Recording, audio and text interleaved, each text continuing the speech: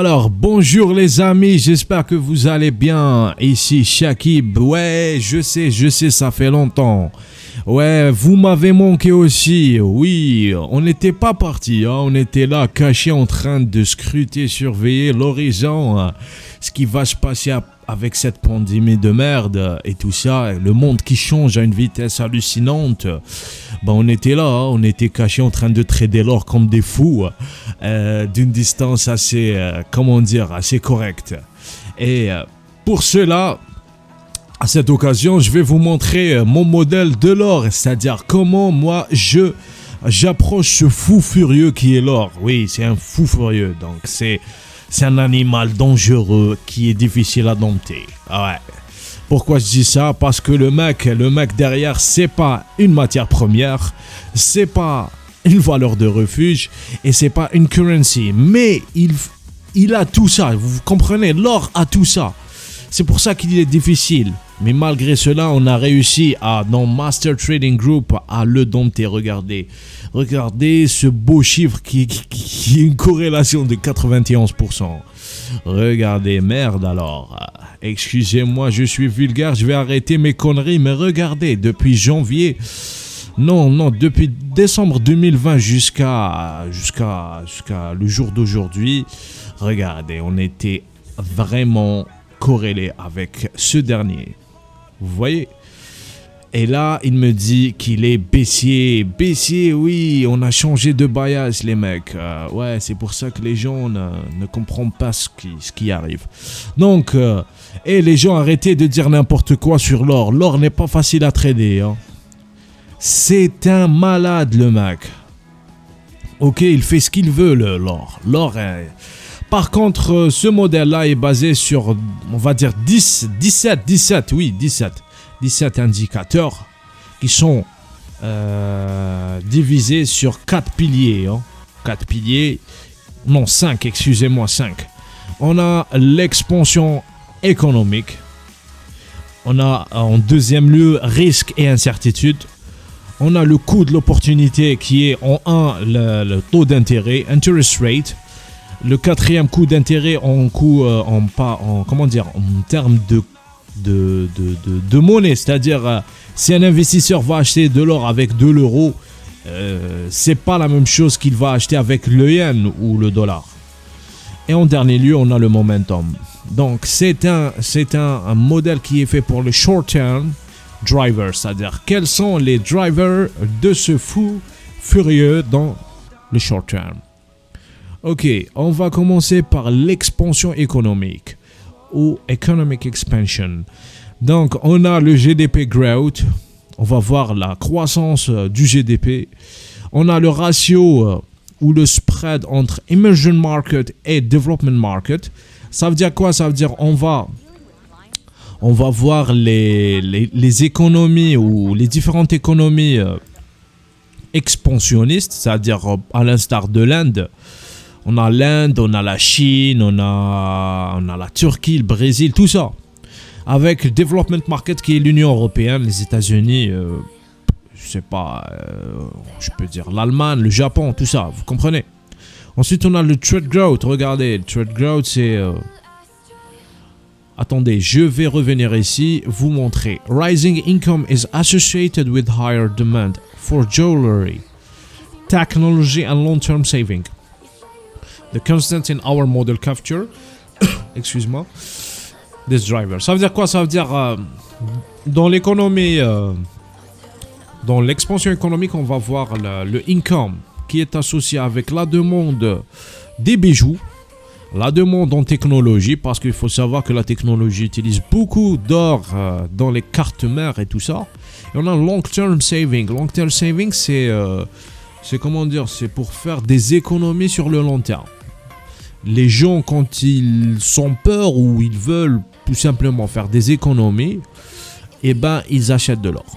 Ok?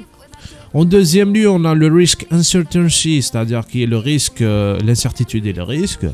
Market downturn often boost investment demand for gold as a safe haven asset. Donc, quand il y a le risque sur le marché, les investisseurs vont accroître la demande sur l'or. Ok, parce que c'est un actif de refuge ou un asset de refuge. In our model, market risk is captured by relative equity bonds flows. C'est le ratio equity ou les actions vs les bons du trésor, c'est le fixed income. Implied gold volatility, c'est la volatilité implicite ou tout simplement la volatilité future. Donc si vous entendez implied volatility, ça veut dire qu'est-ce que les investisseurs attendent de l'or comme volatilité, ok, comme vitesse de changement par rapport à la moyenne, c'est ça. Federal Reserve Assets, c'est les banques centrales. The price of crude and break-even inflation. Donc par rapport à l'inflation, c'est-à-dire comment combattre l'inflation, et qui dit l'inflation dit le pétrole, hein, c'est ça. Donc en troisième lieu, opportunity cost. Qu'est-ce qu'on a? The perceived relative value of competing assets including bonds, interest rate. Oui, là il faut savoir une chose. Il faut savoir que les taux d'intérêt fixes ou le fixed income, à l'instar du 10-year yield, est un concurrent à l'or. Ok? C'est un concurrent à l'or. Donc les investisseurs, à un certain moment, peuvent préférer le 10-year yield, fixed income, à l'encontre de l'or. Vous comprenez? C'est pour ça que je vous dis qu'il est fou. C'est un malade, il est nuancé, il y a beaucoup de facteurs et beaucoup d'influenceurs. Donc, Towers Gold, Truth Variable Capture this term, Nominal 10-year Treasury Bond Yield, Developed Market Currency Index and Emerging Market Currency. Ok, ça c'est le FX Cost. Comme je vous ai dit, il faut surveiller l'euro-dollar, l'euro, le dollar, et l'USD c'est un H, c'est le dollar vs le yuan chinois. Il faut savoir, c'est connu que la Chine, dans les dernières décennies, dans la dernière décade, n'a cessé d'acheter l'or, qui est une chose commune dans la sphère financière, qui veut dire que la Chine veut s'émanciper du dollar, du swap du dollar, tout simplement. Et en dernier lieu, on va voir le momentum, c'est-à-dire, regardez ce que je dis ici, asset flows and price trend can intensify or diminish gold's performance. 3 variable capture momentum and positioning in our model. The return of gold, ETF flows and COMEX future positioning. Donc je vais voir le retour historique. Est-ce qu'il a accéléré? C'est l'ATR. On va voir les ETF flows, c'est-à-dire est-ce que les investisseurs ils ont acheté les ETF sur l'or, indexés à l'or, et les positions indexées, c'est-à-dire le commitment of trader. Est-ce qu'on est en train d'acheter de l'or sur le COMEX? Ok, sans plus tarder, on va commencer à voir la matrix. Donc regardez ce beau chiffre qui est corrélé. Et on va directement attaquer la matrix. Donc en premier lieu, on va voir le growth. Le growth, c'est quoi? Attendez, je vais un peu zoomer. Regardez. Donc, on va voir le ratio emerging market avec le development market. Je vais survoler rapidement parce que je vous ai montré les piliers. Ok, ça c'est de la statistique, c'est de la corrélation, c'est de l'analyse descriptive. C'est pas aussi pertinent que vous voyez, tout simplement. Regardez.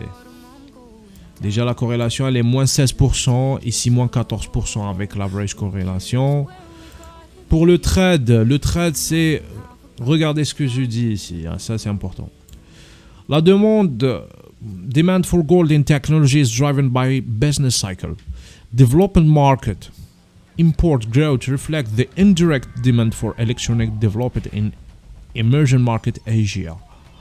Ok, ça veut dire quoi? Ça veut dire quand le cycle économique des économies développées, à l'instar des États-Unis et l'Europe, se développe, il y aura une demande pour la technologie, pour les cartes mères et tout ça. Ce qui va booster aussi le développement dans les emerging markets. La Chine, la Chine ça veut dire l'usine, l'Inde et tout ça, vous comprenez? Donc, qu'est-ce qu'on a ici comme corrélation? Attendez. Ok, on est à moins 10. On a 3,6, pas beaucoup. Ok, ensuite le saving. Le saving rate, je vous ai dit que en pourcentage de GDP, c'est... Regardez ici, la Chine, l'Euro Area, India, United States et le World. C'est-à-dire combien les gens font du saving. Saving, c'est les économies, c'est ça, par rapport au taux de GDP. Ok? Regardez ici sur les États-Unis et tout ça. Ça, c'est le spread, 15%. GDP. United States, c'est 18%. Vous voyez, il y a une relation, il y a une décorrélation avec cela. C'est-à-dire, tant que les pays sont développés, ils n'ont pas à faire du saving. Vous comprenez, parce qu'ils ont de l'argent. Ils ont de l'argent sur le court, moyen, long terme. Par contre, regardez la Chine. L'Inde, regardez, 29%. Parce que l'Inde, c'est encore en chemin de développement. Donc, ils ont peur. Ils vont faire du saving. La Chine, par contre, le World, non. La Chine, elle est à la Chine. Area, la Chine, elle est à combien? Où est-ce qu'elle est, la Chine? Ah oui, regardez la Chine, 44%. C'est le taux le plus élevé. Ouais, c'est les communistes. Comprenez, on est 1,7 milliard, donc c'est pas tout le monde qui a de l'argent là-bas. Donc, above an average, où est-ce qu'elle est la corrélation? Elle est là. Donc, la corrélation, elle est de 66%. Hein. C'est pas négligeable. Donc, le saving. Le risque, on va voir le risque. Le risque, c'est quoi? C'est risk corporate ici. Ici, je vais voir est-ce qu'il y a l'incertitude sur le marché. Et pour cela, je vais faire le BAA de Moody's. Moody's, c'est une agence de notation qui va nous dire pour les corporates, c'est-à-dire pour les entreprises en bonne santé ou on va dire les entreprises performantes vs les entreprises qui sont à fort potentiel de risque. Et on va faire le ratio, le triple A sur le DBA, BAA, vous comprenez? Et ensuite avec le VIX. Même cela, regardez, le VIX avec l'or, il m'a donné 3,43%. C'est pas beaucoup. Et avec le ratio, il m'a donné 20%. Ok, donc il faut surveiller. Pourquoi? Parce que si les investisseurs ne croient pas en l'avenir, c'est-à-dire ils sont frileux, ils ont ce goût de peur sur le marché, ils vont faire sortir leur argent des corporates, c'est-à-dire des entreprises, des actions, ils vont s'investir sur l'or. Donc là, on a le M2 de China. M2, c'est le money supply, c'est la quantité d'argent en circulation en Chine, qui m'a pas, lui aussi, donné une corrélation négative, moins 23%. Money supply aussi de la zone euro. GVZ, c'est l'implied volatilité de l'or, moins 25%. Donc vous voyez, c'est l'assemblage de tous ces indicateurs qui m'a donné 91%. C'est pas chacun à part qui peut nous parler de l'or. C'est pour ça que je vous ai dit que il est très difficile de le trader l'or. Ok, mais il y en a il y a des piliers qui sont favorisants. Donc on était sur GVZ. Gold return, c'est le retour du gold month over month, year over year. Ok, lui aussi, c'est pas significatif, c'est le momentum. Hein. C'est-à-dire, s'il y a un retour qui s'accélère, ça veut dire la smart money a rentré, tout simplement. C'est ça, ça veut dire. Ok. Donc, attendez.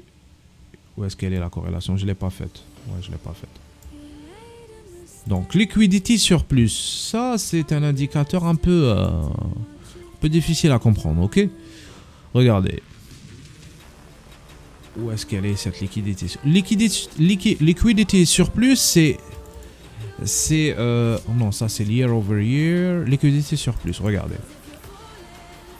Je fais le money supply real moins l'industrial production, year over year. Ça veut dire quoi? Ça veut dire on va faire sortir l'argent qui reste après dépense. Ok? C'est-à-dire on a fait rentrer de l'argent. Ensuite, on a commencé à faire de la production. Qu'est-ce qui nous reste? C'est ça. Ça s'appelle liquidity surplus. Le surplus de liquidité, si vous voulez. Est-ce qu'il a une relation avec l'or? Ben c'est simple, parce que ce surplus, il va être en saving, c'est-à-dire en économie. C'est-à-dire on va économiser. Regardez, 44%. Et là, j'ai... Où est-ce qu'elle est, là, le 80%, non? Liquidity surplus... Le risque... Non, c'est pas ça. Je cherche quelque chose qui est très parlant. C'est pas l'inflation. Saving. Non. C'est pas le saving, c'est le risque. Attendez. Où est-ce qu'il est? Non, ça c'est le mélange, ça c'est la balance. Ouais, c'est ça. Je vais y arriver. Ok, on continue sur le liquidity surplus. Alors, liquidity surplus, qu'est-ce qu'elle nous dit? 44%. Hein. Regardez, j'ai fait ça avec gold year over year. Regardez, vous voyez? Quand elle descend, il descend. Quand elle monte, elle monte. Il y a une corrélation de presque 50%. 44%. Donc, il faut surveiller cette liquidité qui est en plus. Ensuite, qu'est-ce qu'on a? On a l'inflation, bien sûr, year over year. Il y a une relation, mais c'est pas le plus important, l'inflation. C'est pas cette inflation qu'on doit surveiller. Maintenant, on rentre sur les coûts. Les coûts, regardez, les coûts, ça veut dire le interest rate, le 10-year yield, c'est le 10 ans. Ok, le 10 ans. Regardez real interest rate avec le 10 ans minus inflation, c'est-à-dire moins l'inflation. Ok, regardez cette corrélation. C'est la même chose. Vous voyez? Regardez là maintenant. Moins 9% avec le réel. Et regardez avec le 10 ans moins l'inflation. Moins 90%.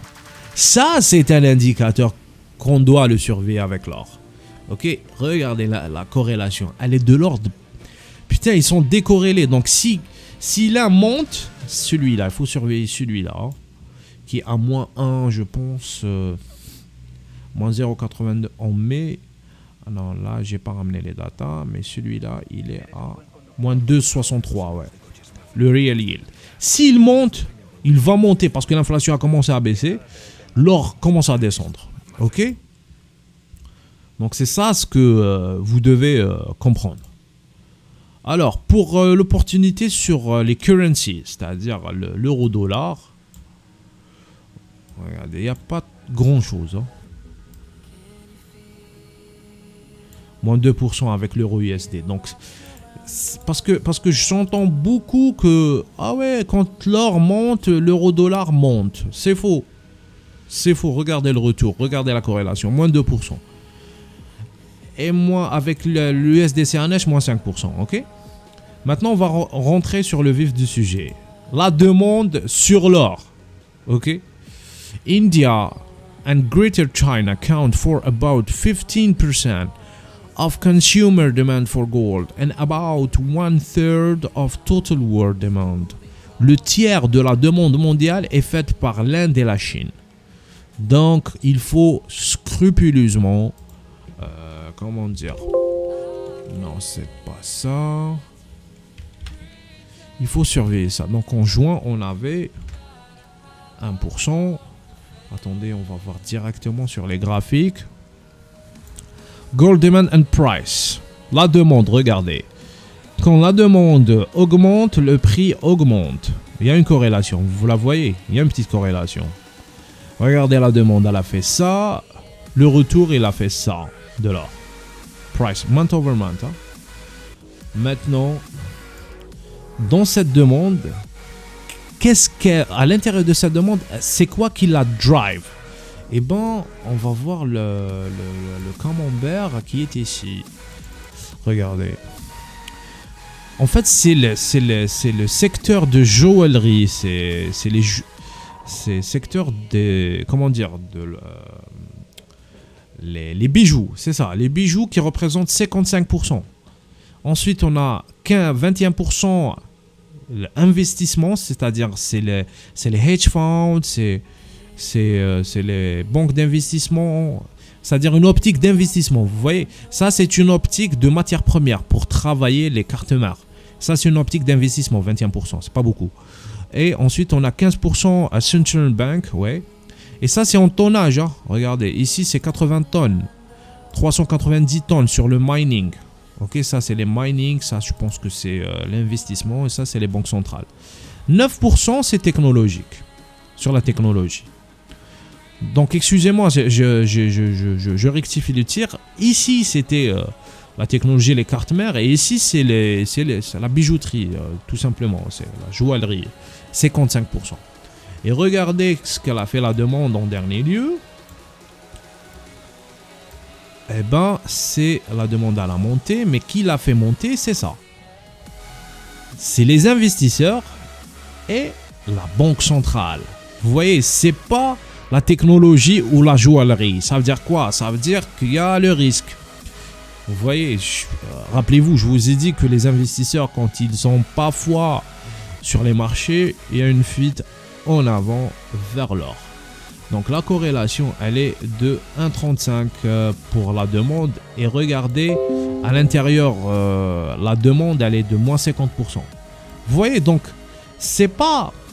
Regardez, les investisseurs, 23%. C'est pas que on est... ça veut rien dire. Regardez, c'est historique, ça. Hein.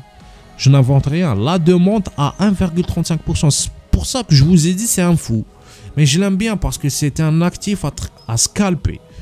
Ok, il y a de la volatilité là-dessus. On peut faire de l'argent quand il y a de la volatilité. Maintenant, on va voir de l'offre, supply. Qui donne l'offre? Eh bien, l'offre, elle est... regardez, il y a une corrélation aussi. Hein. Vous voyez. Donc, l'offre, on a les mines d'or, mine production. On a net producer hedging, c'est-à-dire non, le recyclage c'est ici. Et le producer hedging, j'ai oublié le producer hedging, c'était quoi? De toute façon, regardez, le pourcentage le plus élevé sur l'offre, c'est les mines d'or. 923 tonnes. Ça, c'est le hedging. Oui, c'est les gens qui ont vendu leur propre or, vous comprenez? C'est les hedge funds qui ont et les central banks. Ensuite, qu'est-ce qu'on a? On a les recyclages, c'est-à-dire on a recyclé pour faire sortir l'or. 276 tonnes. Donc, c'est pas quelque chose d'inaperçu. Donc, regardez, above average, mais on est scoring moins 10. Ça veut dire qu'il y a de l'offre, il y a beaucoup d'offres. Ensuite, on va voir la balance. La balance qui est très très importante pour faire savoir est-ce qu'on est... regardez. Réserve, World Average Reserve of Gold. Qu'est-ce qu'on a? Le gold price avec la moyenne de réserve de l'or. Regardez la corrélation. C'est parlant, regardez. Quand la réserve monte, l'or monte. Le prix de l'or monte. Comprenez? Quand la réserve descend, le prix descend. C'est pour ça que normalement, c'est logiquement, c'est pas logique. Quand la réserve... non, plutôt c'est logique. La réserve, c'est-à-dire il y a beaucoup d'or, donc c'est ça ce que j'ai dit. Quand la réserve mondiale monte, normalement l'or descend parce qu'il y en a beaucoup d'or. Mais regarde ce qu'il fait, c'est un fou. Il monte avec elle. Donc il y a beaucoup d'or, ben le coût devient beaucoup plus conséquent. Vous comprenez? Donc c'était ça le modèle. Et tous ces indicateurs qu'on a survolés ensemble nous donnent cette matrix qui, regardez, moins 7, moins 10, moins 12, moins 16. Ok? Donc on est baissier. Ce que je vais faire ensuite, ça, regardez, même les modèles, ils m'ont donné, on a changé, attendez, je vais ramener les datas, 1751, on est encore short. 1726. Ok, on est short. Pourquoi? Parce que le tapering qu'a commencé à faire la Fed, ça veut dire quoi? Ça va faire sortir ce qu'on appelle le bad money, le cheap money. Ok, le cheap money, c'est l'argent pourri. Donc, si l'argent pourri va commencer à sortir du marché, ça veut dire que l'or, comme lui est un... Ici, il faut voir l'or comme une currency vs le dollar. Le dollar va augmenter. Et tout simplement, mécaniquement, l'or va baisser. C'est pour ça que j'ai vu la smart money la semaine passée qui est rentrée. Putain, ils ont... regardez ce qu'ils ont fait là. Je vais pas vous montrer là. Vous savez de quoi je parle. Attendez, je vais vous montrer la smart money. Smart money, c'est ça. Attendez, trading view. Trading view, XOD. Attendez. Ok. Donc, comment je peux savoir si la smart money est rentrée? Eh ben, j'ai des outils. C'est dans la formation que je dis ça. Je ne peux pas dévoiler tout le matos qui est très lourd, mes chers amis. Ah ouais, un peu de suspense là. Ouais, parce que y a beaucoup de gens qui veulent tout gratuitement. Et ben, gratuit n'est pas bien. Hein. Donc, regardez le Bitcoin qui a commencé à baisser parce que la banque, la Chine a interdit, je sais pas, le minage. Donc, qu'est-ce qu'on a? On a le XOD. XOD, le spot, XOD, USD. Est-ce que CFD? Non, ça c'est le secteur. Non. XOD, donc AUSD.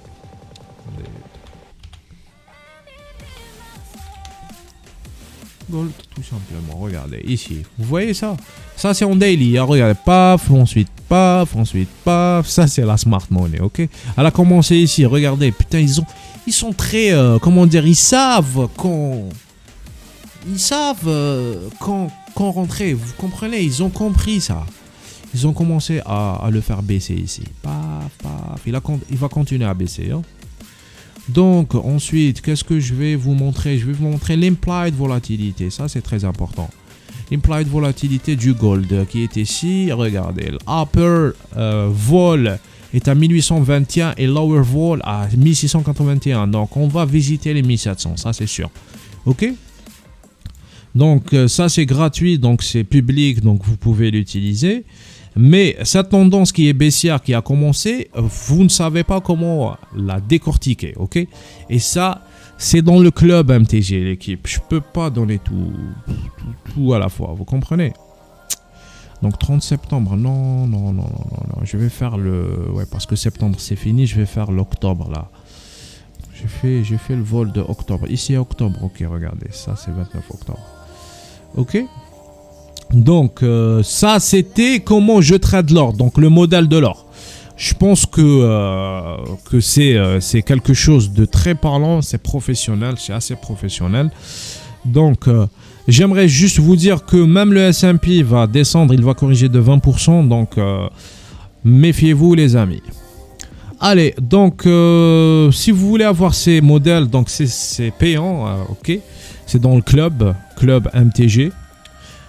Ok, ma formation, elle est ouverte à tout le monde. Donc, les gens qui veulent devenir professionnels et faire de l'argent sur les marchés, ils ont qu'à me contacter. Je suis disponible. Pourquoi? Parce que j'aime pas les fakers. J'aime pas les gens qui vous vendent du rêve. Même, on est maintenant, je vois des gamins, hein, des boutonneux de 17, 18 ans, 21 ans.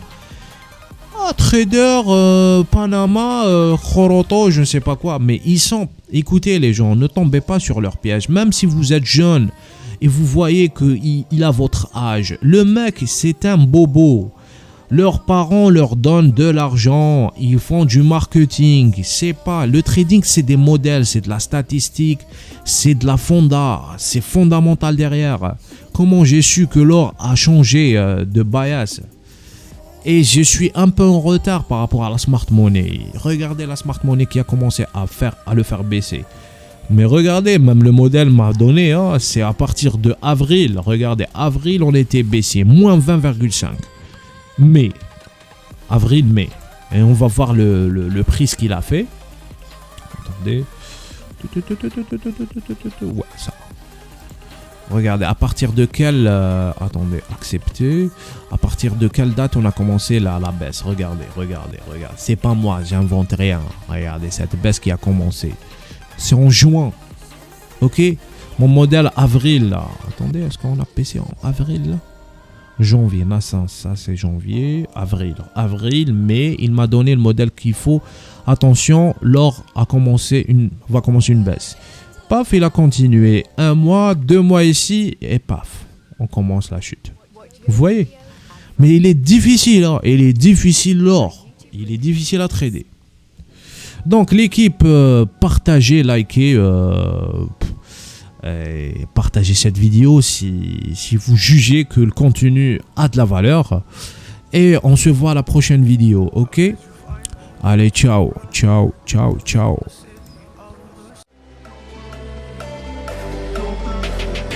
Clock's ticking, time is over. Before you know you're older. So sober, alone the beach, you getting my cold shoulder. You crying like it's rain. You causing all the pain. No closure, I'm colder. You getting nothing, Joker.